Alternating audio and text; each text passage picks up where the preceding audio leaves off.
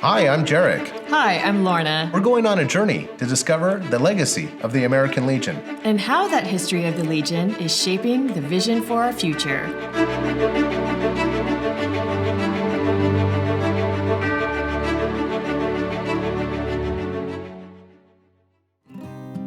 As the American Legion was taking shape in 1919, newly chartered posts across the country were already including widows, wives, mothers, sisters, and daughters of veterans in their plans and activities. It was a familiar model.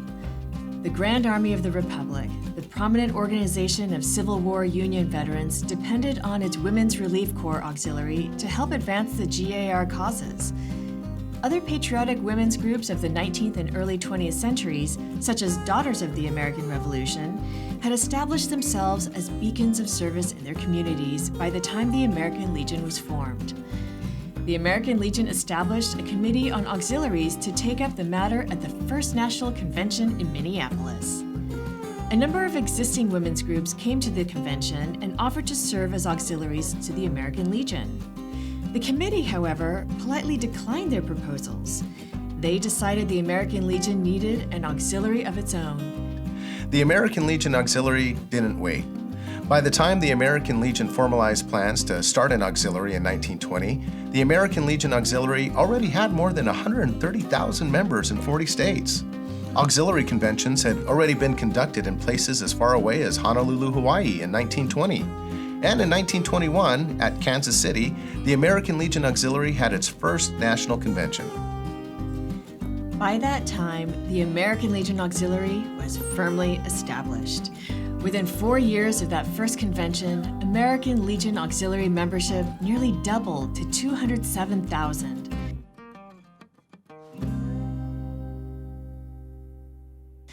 The auxiliary supported all the key principles and interests of the American Legion, forming an influential hospitalization committee to match up with the Legion Veterans Rehabilitation Program. Support for disabled veterans became a key mission for the auxiliary in the 1920s, when services and facilities were far and few between. To support disabled veterans and remember those who did not come home, the American Legion Auxiliary and the early Legion advanced an international program to manufacture and distribute artificial poppies in return for donations that would help veterans in need. The American Legion Auxiliary pioneered efforts to convert the program into a therapeutic activity for hospitalized veterans. From materials supplied by the Legion and Auxiliary, veterans made silk or crepe-papered poppies for Memorial Day distribution. Funds raised were spent to improve services or simply make life a little more bearable for those who were disabled. The American Legion Auxiliary also took a firm stance on the need for a strong military, as it does today.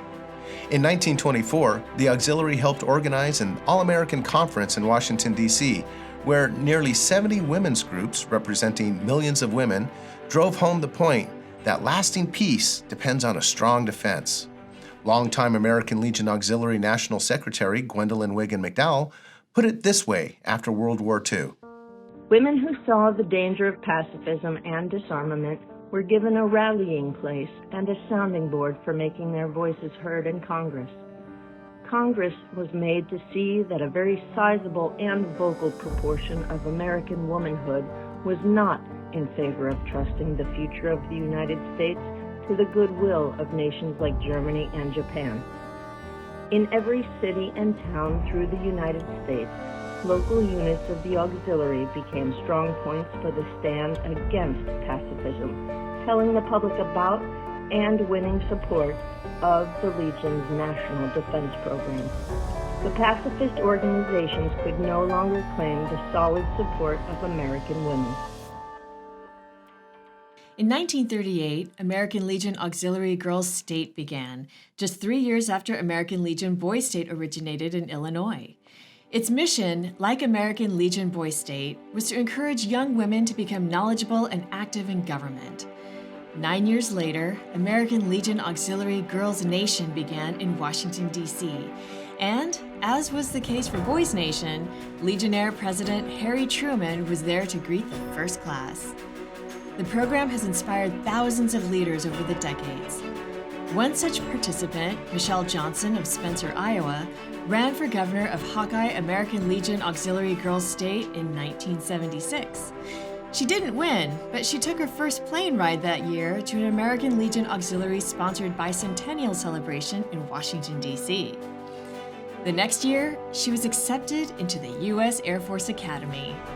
Michelle Johnson rose to Lieutenant General in the Air Force and in 2013 became the first female superintendent in command of the Academy at Colorado Springs.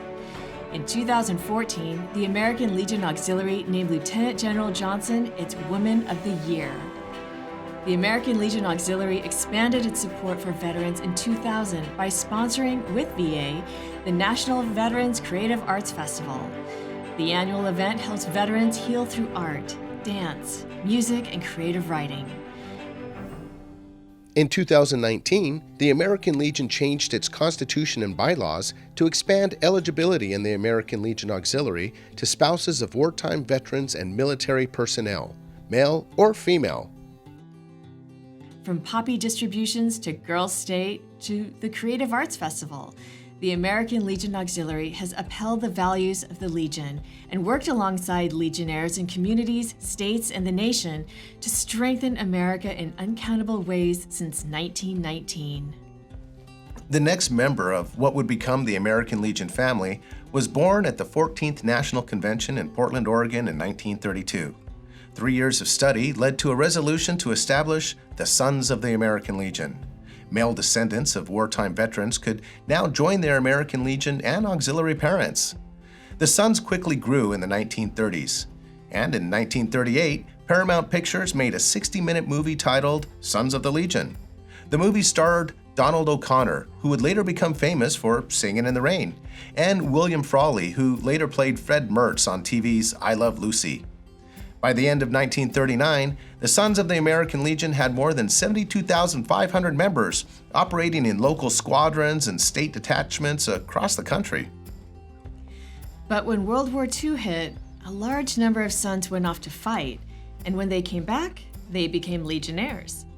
Membership in the Sons fell off after World War II, but soon began a long upward climb to a record high of nearly 370,000 by the end of 2017. That same year, the Sons of the American Legion presented $300,000 to the American Legion for its temporary financial assistance program, which provides grants for military and veteran families in need. But that wasn't all. In a historic year of accomplishments in 2017, the Sons also provided $2.1 million and more than 269,000 volunteer hours for American Legion children and youth programs. More than 400,000 volunteer hours and $1.7 million in cash donations for VA healthcare facilities. Nearly $600,000 in donations to the Legion's Child Welfare Foundation. Sponsorships for more than 1,000 American Legion Boys State participants. And nearly 14,000 flag retirement ceremonies. The American Legion Auxiliary, and Sons of the American Legion are, in fact, a family. One program that ties the whole family together, it's very close to my heart, is the American Legion Riders. I'm a Legion Rider and a founding member of my Post chapter. Available to American Legion family members in good standing who want to put horsepower behind their advocacy. Legion Riders originated at American Legion Post 396 in Garden City, Michigan in the fall of 1993. Legionnaires Bill Polka Kaleidis and Chuck Tramp Dale advanced the Post resolution that planted the seed. In its first 25 years, Legion Riders grew to more than 2,000 chapters and nearly 125,000 riders across the country, and even in foreign departments. At the local, state, and national levels, American Legion Riders raise money to help charities in their communities. They and their Patriot Guard compatriots provide security for families and escorts at military funerals. They also conduct rides to honor and remember the fallen, including the annual Rolling Thunder event in Washington, D.C. The Legion Riders are also the engines behind the Legacy Scholarship Fund, which the American Legion established in 2001 to provide college money for the children of men and women who lost their lives in service. after the terrorist attacks of 9/11, later to include children of veterans with service-connected disability ratings of 50% or greater. And the biggest annual event for the Legion Riders is the Legacy Run. This multi-day, multi-state ride to the National Convention is the main provider for the Legacy Scholarship Fund, which in 2017 hit an all-time high of $1.2 million raised. You know, I was on that ride. Wow. It was a good one. The fund is now over halfway to its $20 million goal and making differences in the lives of young people. So we do a lot of good things in the Legion Riders, but that doesn't even count for the simple joy of just feeling the wind against your face, cruising down the highway alongside your other veterans, and understanding that this is why we served. Freedom. That's what being an American Legion Rider is all about. So, by being a rider, do you see how you help make America stronger? Yeah, that's what we do in the American Legion Riders. That's how we roll.